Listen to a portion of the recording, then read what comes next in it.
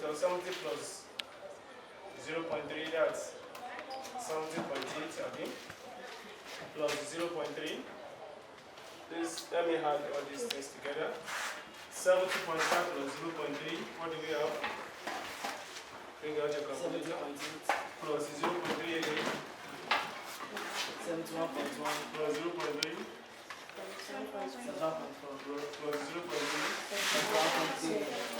Plus 0.3. So it means you are taking the 51 after that 70.5. The 51. So when you have the 51 from your own graph here, what you have there is 350. What you have is 350. Okay, so if it is 350 that you have as an answer, then you can say 350 over 500. Then you now reduce it to the lowest term. So the next question that I have here is, write the question down. In the diagram, PS, this is PS, is parallel to QR, PS is parallel to QR, PT is parallel to SR, PT is parallel to SR, QR is equal to 24, SR is equal to 18, PQ is equal to 20, and PS is equal to 12 centimeter. Calculate, correct to 3 significant figures. Calculate, correct to 3 significant figures. A, angle PQT. B, the height of triangle PQT, and C, the area of PTRS as a percentage of the area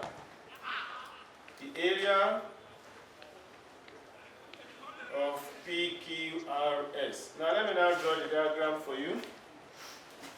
This is the diagram.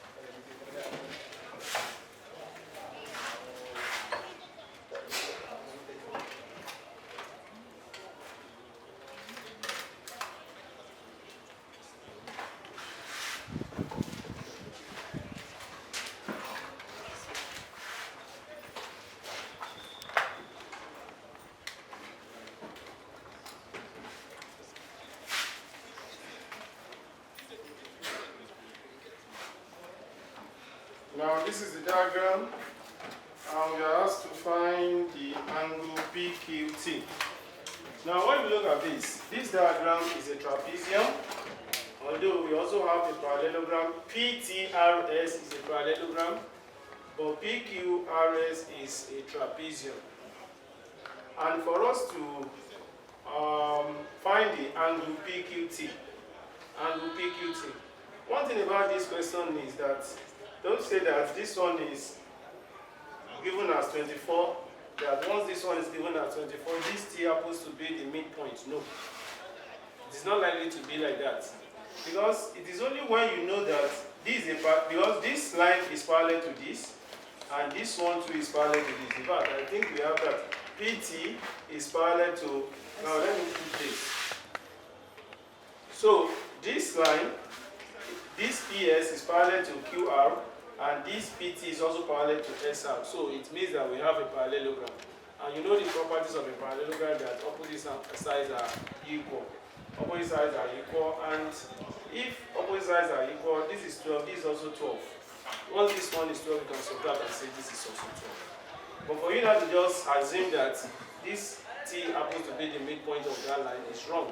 So this line here, TR is 12 centimeter because of this. Then when you now subtract 12 from 24, you also have 12 centimeter. Okay, so apart from that, because we are looking for this angle, PQT, you are looking for this angle, but I cannot get this angle without knowing the third size of the triangle. And what is the length of this PT? It is equal to this one, because we have concluded that this shape PTRS is a what? Is a parallelogram. So this place also is what? 18 centimeter. So with this, we have all the three sides. And when you have all the three sides, is what? Which rule are we going to use? We have this Nero's formula. To find the angle. We are looking for the angle, not the area. That's what? Half base times theta. Now that you want to find the area. What? Anybody? When you have all the three sides, which cosine rule? It is cosine rule now. When you have all the three sides, we use cosine rule. But when you have one side and its angle, what I'm saying is this. Look at these two diagrams. For example, let's say we have this one as 30 degrees, this one is 2 centimeters. You already know one angle and its side. The thing is complete here.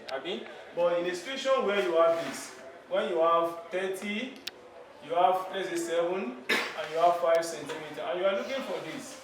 In this case, you are going to use cosine rule. Are you there? I hope you all know that how to state that cosine rule. S square, let me use AB. A square is equal to B square plus C square. If it is A that you have here now, A square is equal to B square plus C square minus 2BC cos capital A. That is the formula. Or if it is B that you have here, B square is equal to A square plus C square minus 2AC cos capital B. It is only one cosine rule that we have. Although, when you have all the three sides here, it is still cosine rule. It's the same thing as that of the one that I stated there. What you need to do now is to make a variable the subject of the formula. What I'm saying is this. For example now, I want to make A the subject of the, okay, maybe I want to make this cos B the subject of the formula. So what I need to do is to take minus 2AC cos B to this side. You know, when this minus cross this equality sign, it will change to positive. Then we have 2AC cos B is now equals to, this one will still remain A squared plus C squared. Why this one will now minus B squared. Then you now divide both sides by 2AC, then this cancel, we now have cos B is now equals to A squared plus C squared minus B squared all over 2AC. Still the same thing, the same cosine rule. Because if I want to do this now, I will now use this. It's the same thing as this one, but we just have to make cos B the subject of the formula. Okay, now in triangle, let me now say in triangle PQT, in triangle PQT, I'm looking for this. Angle Q. I can state it as cos Q is equals to P square plus T square. P square plus T square, let me say small t, T square minus 2PT, all over, no, minus Q square all over 2PT. Where this one is small p, this is small p, this is small q, while this one is small t. So with this, we can now do the substitution. Cos q is now, what is small p? 12 square. What is small t? 20. Small t? 20, abi? What is small q? 18 square. All over 2 times, what is p? 12. What is t? 20. Now cos q is equal to 144, that is 12 square, 20 square is 400 minus what is 18 square? 324 all over what is this? 24 times 40? 480.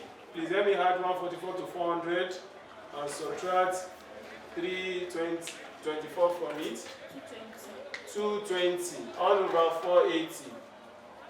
Cos Q is 9 equals to divide it. 4583. At least 4 figures. Q is 9 equals to arc cos 0.4583. What is that? 62 point. Do we have degree of accuracy in that question? To 3 significant figures. 62.7 degree. 62.7 degree. So you now put 62.7 degree here. That is angle PQT. But if this cos Q is equal to minus 220, it is possible to have minus 220 all over 480. If it is cos Q equals to minus 220 all over 480, where you divide and you now have minus 0.4583. What this one is telling you is that it is now in the second quadrant. What I mean is, as this one is 2.7 degree, you now subtract it from 180. You know, it is in the second quadrant, it is only sine that is positive. So this one is in the second quadrant, it's negative. I need to subtract. In fact, when you press it directly, theta equals to shift cos bracket minus 0. Calculator will give you an obtuse angle. Is that okay? So that is how to find the angle PQT. Then after that, the height of triangle PQT. This is the height. This is the height of that triangle. Height of that triangle PQT is the same thing as height of that parallelogram as well as height of that trapezium. This is the height of triangle. This is the height of this parallelogram.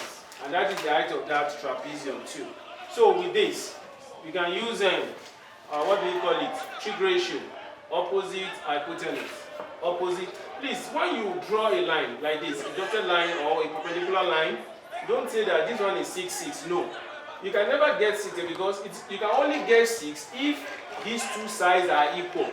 If it is 20, 20 now, that is isosceles triangle. And this line is going to be a bisector of this line. But now that we have 20, 18, there's no way you can have the same thing here. So, but we can say opposite hypotenuse. And which ratio is that? Opposite hypotenuse.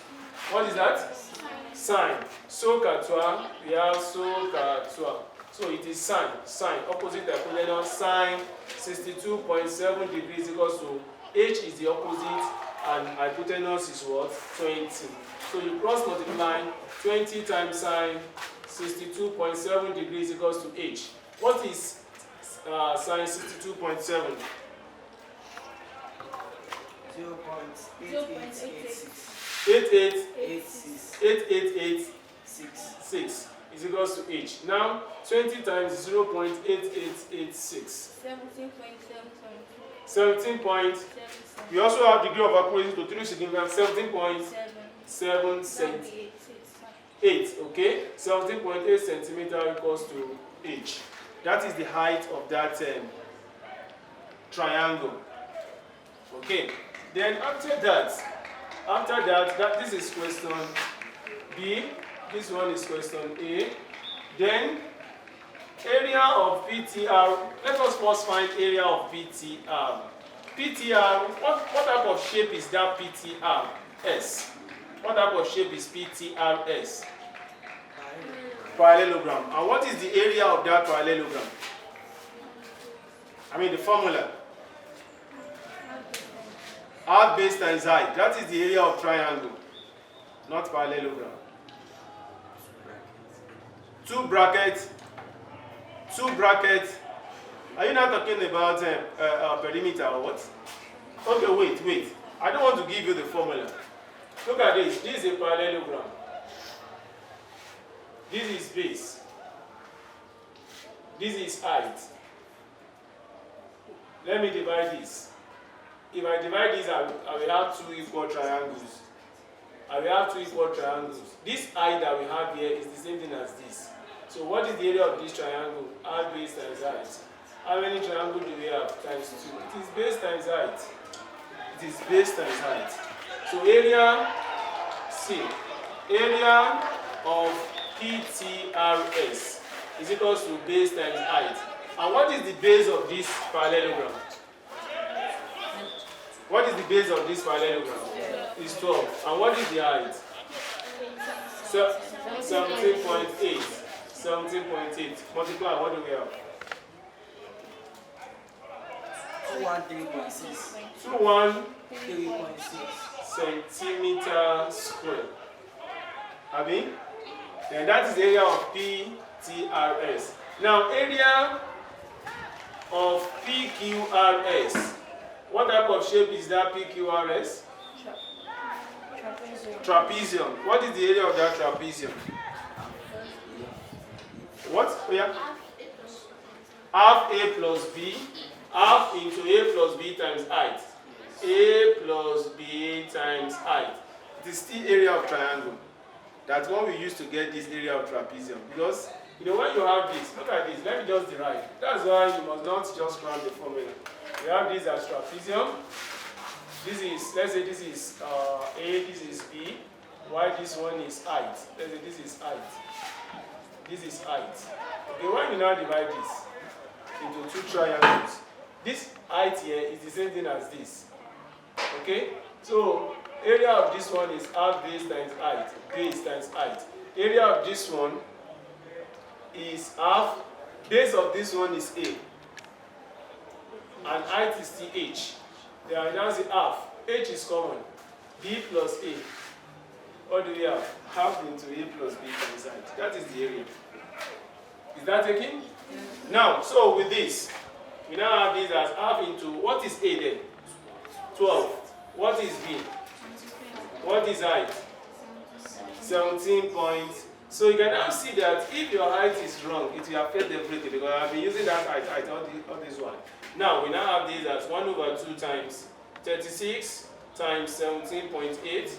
2 here 1, 2 here 18. What is 18 times 17.8? 320.4 centimeter square. But that's not the end of the question. You can see that that question stands alone. Everything is 12 marks there. Okay? And the question is the area of PTRS as a percentage of area of. So it means that area of this one, 213.6 all over 320.4 times 100 over 1. What do we have?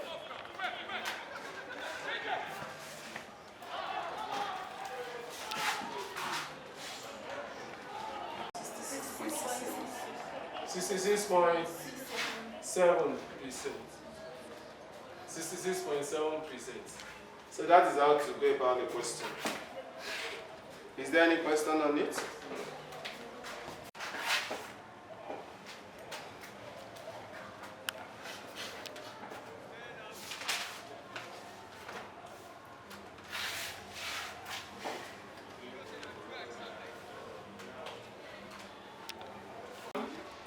Let us look at another question, and that is, please write, factorize completely n squared minus 9r squared. Now, this is the question. We want to factorize completely. Although when you look at the first two values, m squared and minus 2nn, there's a common factor there, which is n. But there's no way you can use that method to get it. Okay, don't write it down because the solution is wrong. But let me just explain what is wrong in that solution. When you take m into m minus 2n, then you now have this. No common factor again. Although you can say you want to use difference of two squares by saying n squared minus 3r bracket square. So once you have this as m into m minus 2n plus this one is n plus 3r and n minus 3r. How do you want to proceed? There's no way. Okay? So when you have a question like this, you must first look at the trinomial expressions that we have in the question. You know, there is a topic called expression containing 4 or 5 terms. This one is 4 terms. And if it is not, if the thing cannot be factorized by grouping, you must first look for trinomial expression. And this is the trinomial expression that we have. You know, when you have s squared, and you have something like 1 here, the middle value must contain x. That is the pattern of having quadratic expression. So this one is going to be something like, let's say 7x plus or minus whatever. But if you have x squared and this one is y squared, the middle one must contain both x and y. Now, so for me now to look for that trinomial expression, we have m here, we have n here. The middle one must contain m and n. So the first 3 happens to be the quadratic expression that we have there. And now we're now going to factorize this. We must now make it 4. This is 1. There is 1 here. Coefficient of m squared here is 1. While that of m squared is also 1. 1 times 1 will give us 1. And for you now to get minus 2, it's going to be minus 1 minus 1. Then you now put m squared minus 1mn minus 1mn. There's no need to put all these ones there. Then plus n squared minus 9r squared. Is that taken? Then from here, something is common here. And what is that? M into m minus n. Minus n is also common. M minus times plus. That is why you must always just drop this sign. Minus times plus minus. So that's why we have minus here. Then n in n square is also n minus. Let me change this one to 3 square r square. Then we have a common factor, which is m minus n. M minus n minus 3. You can match these two together. Because you can mark these two because it is time that we have here. If it is 3 square minus r square, there's no way you can match them together. But if it is times, you can, that is product of indices. So we now have these as, they are the same. M minus n bracket square minus 3r bracket square. Sum, it becomes difference of 2 square. And that is m minus n plus 3r. You can put it inside the bracket, but there's no need. And this is sum, then difference. M minus n minus 3r. Then when you open all this bracket that you have here, m minus n plus 3r and m minus n minus 3r.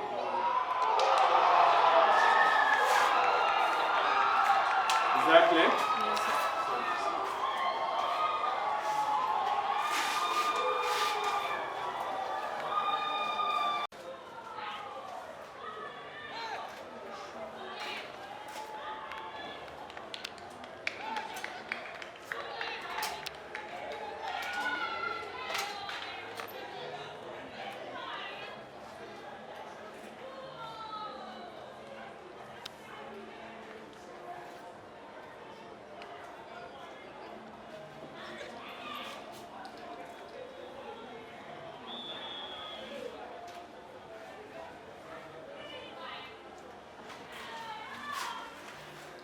Now the next question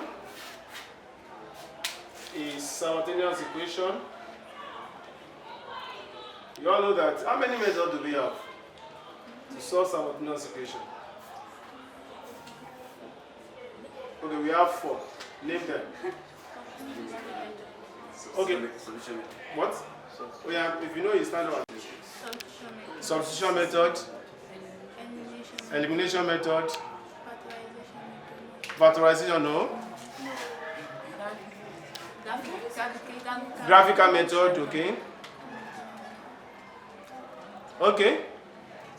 You name 3. Oh yeah, you. Substitution, elimination, graphical method, matrix method, Cramer's rule. Cramer's rule. Matrix method, or what's the other name for that Cramer's rule? Determinant method. So we have about 5 methods of solving simultaneous equation. Elimination, substitution, graphical method, we have matrix method and Cramer's rule. So we do that. So what you need to do, there's no problem with the first equation, but for the second one. You know, in the second equation, we have raised to power, so you must now reduce it. So we have The first one is 5x minus 4y equals 6. While this one is 3 raised to power 3y minus x equals to 1 over 27. So here, you cannot just say divide both sides by 3. You know, there is a difference between 2x equals to 5 and 2 raised to power x equals to 5. If it is 2x equals to 5, that is when you can divide both sides by 5. But where you have 2 raised to power x equals to 5, you can never divide both sides by 5. Although I can still solve it. If I want to solve this, what are we going to do to solve this one? If you have 2 raised to power x equals to 5, and you want to solve it, what are we going to do? This one. Solve it. Anybody? Okay. You can use what is called change of base. Change of base. Okay. You know, I can pre-multiply both sides by log. You have log 5 base 10. You divide both sides by log base 2 by log 2 base 10. Log 5 base 10 all over log 2 base 10. Then you now find the value of log 5 is 0.6990 or so, okay? Log 2 is 0.3010. When you divide, you get it. So, but what I'm now saying here is that for this one, you must write it by saying 3 raised to power 3 into y minus x equals to 1 all over 3 raised to power 3. Do you understand that? 27 can be written as 3 raised to power 3. 3 raised to power 3 into y minus x equals to 3 raised to power minus 3. Do you know what happened there? Yeah. That minus will now take it off. That is law of indices. So in this case now we can say 3 cancel 3. It is the base that can cancel that base. So we now have base as 3 into y minus x. Or I can open it and let me still have it as 3y minus 3s. Although I can divide both sides by 3 and get minus 1. I can divide. Or do you want me to divide? Okay. Equals to minus 3. Equation. Okay, let me now write equation 1 and 2 here. Minus 4y equals to 6, equation 1. And, okay, let me write this as minus 3x plus 3y. Just to have it in this form. Minus 3x plus 3y is equals to minus 3. Equation 2. Now, if I want to use elimination, you must have the same coefficients. Let me take this, let me use 3 to multiply. Although this one is minus, coefficient of x here is minus 3, but I don't really need that minus. What I need is the number 3 times 3, and why this one times 5. So when you multiply this one by 3, we have 15x minus 12y equals to 18, equation 3. Then when you multiply this one, that's minus 15x plus 15y is equals to minus 15, equation 4. Okay? Now, the two are the same. You know, although we have opposite sign, and the rule is that when you have opposite sign, you add. You know, when you have 15x and minus 15x, the moment you subtract, you never get 0 again. Okay, look at this. When you subtract, minus times minus plus, 15 plus 15, 30. And you want to eliminate, so it is addition. That is why when you have opposite sign, you add. When you have the same sign, you subtract. If it is minus minus that you have there, you subtract to eliminate. If it is plus plus, you subtract to eliminate. So this one is now equation 3 plus equation 4. This plus this will give us 0. Then why this one is minus 12y plus 15y. Please always write it out like this, because if this one happens to be minus, and you now just subtract 12 from 15, it's going to be minus 12 minus 15y. So it's now equals to 18 plus minus 15. Okay? So this one is minus 12y plus 15y, which is now equals to 18.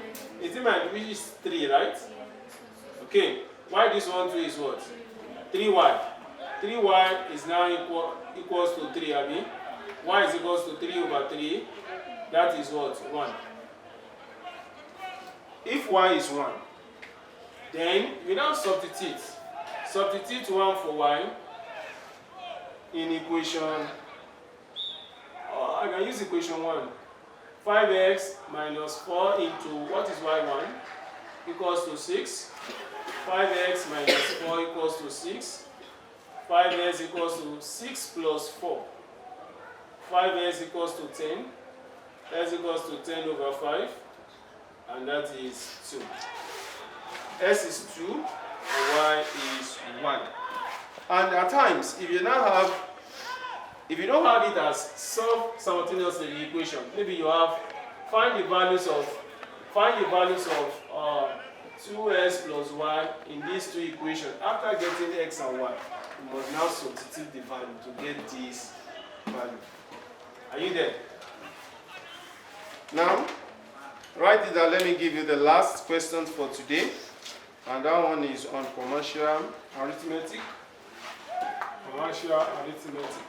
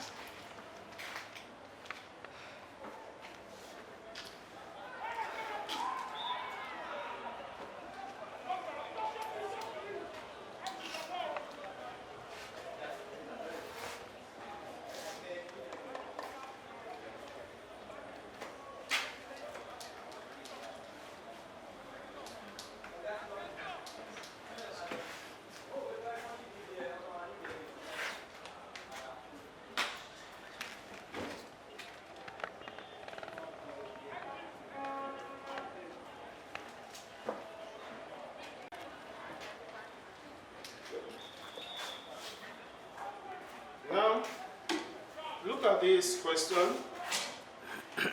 This is commercial arithmetic, and the topic is called taxation. Taxation, and for you now to calculate this thing, there are some things that you must know here. We have a man has a wife and 6 children, and his total income in a year was 850 Ghana cedis. One thing about taxation is that if you have total income as 850, although let me start with that 850. Let me use, for example, let's say 100,000 naira. My total income per year is 100,000 naira. I cannot pay tax on that 100,000 naira. Okay, so there's what is called total income and taxable income. Maybe if if I'm giving an allowance of 20,000 naira, that 20,000 naira will be subtracted from 100,000 naira. So the remaining 80,000 naira is called taxable income. So it means that you can only pay tax on 80,000 naira. It is not that all these allowances will be calculated and be given to you, no. It will only reduce the amount of tax you are going to pay. Because if you pay a tax on 100,000 naira, you are going to pay more than when you pay a tax on 80,000 naira. So what I'm trying to say is that this 850 here is the total income. So I still need to calculate all the allowances. And that is why in every question like this, you must be given all the allowances. Now, as a worker, personal, you are entitled to that personal allowance. Then, it is stated in the question that a man asks a wife, that is a married man. That man must also claim a wife allowance or spouse allowance. But that man, if that man has 4 or 5 wives, he can only claim 1. Okay? That is for wife allowance. Then children, 25 Ghana cedis per child for a maximum of 4. Yes. Although the man has 6 children, but he can only claim 4. Even if the age of one of them is more than 18, he cannot claim that again. Are you with me now? So it means that this man will claim personal, wife, children. That's 25 times 4. Then medical too. So out of these allowances that we have here, the only one that is very important is personal. Because if you have a single man, you cannot claim wife allowance. You cannot claim this one too, a single man. And although if you claim this one, medical. But if medical is not given here, so you can only claim personal allowance. So with this, total income, in this question, total income is equals to 850 Ghana cedis. 850 Ghana cedis. That is the total income. Let us now calculate all the allowances together. Allowances. Let me start with personal. Personal, let's say we have Ghana cedis as the unit, 120. Or you can also write Ghana cedis here so that you'll be writing it for every one of them. But that's why I use it as heading here. So, wife allowance too. Wife. How much is that? 30. Then, down for that children we have 25 times 4. And that is what? 100. Then for medical, that is what? 40. And what is the total? 290 Ghana cedis. 290 Ghana cedis. That is the allowances. Ghana cedis. That's the allowance. So we can now calculate what is called taxable income. Taxable income is now equals to total income minus allowances. So total income is 850 Ghana cedis. 850 Ghana cedis minus total allowances is 290. And what do we have? What? 560 Ghana cedis.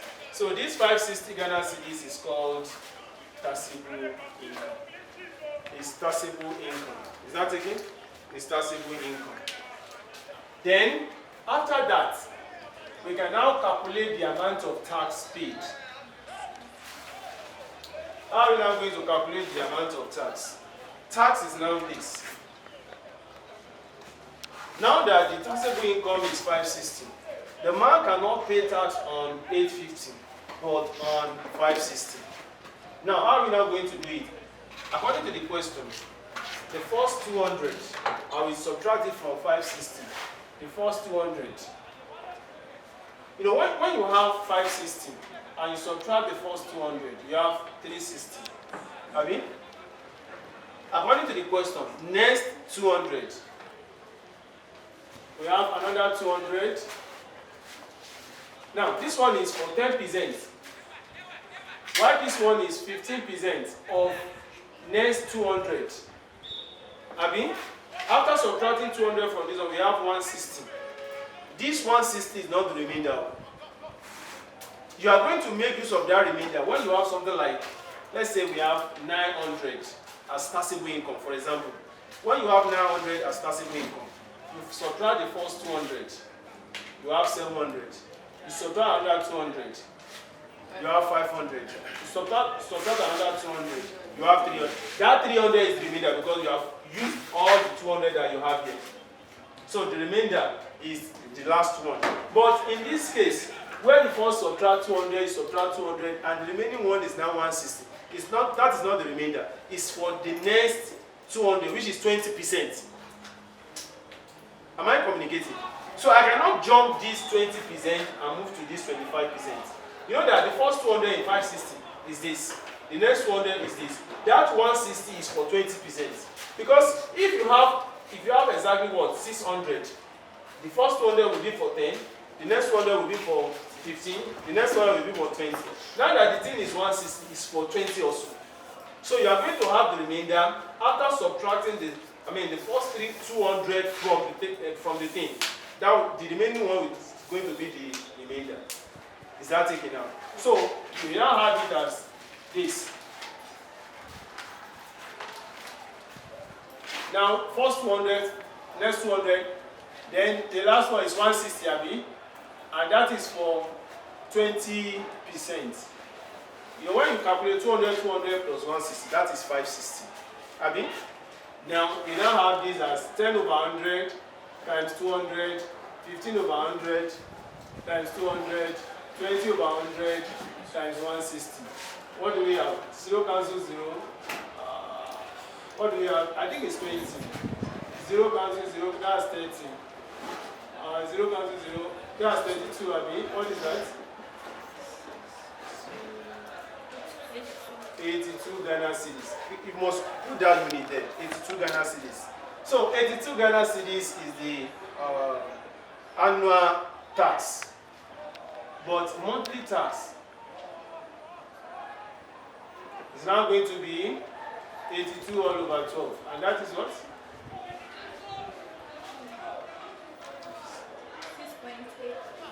6.83. Is that taken? So that is what? You have a question? So I don't understand. I mean, that first tax was for a year. Okay, for a year. In the question, a man has a wife and 6 children, and his total income in a year. Total income in a year was 850. So whatever you calculate based on that 850 is for the year. So, and we are looking for monthly tax here. So I need to divide that value by 12. Okay? And that is where we are going to stop for today.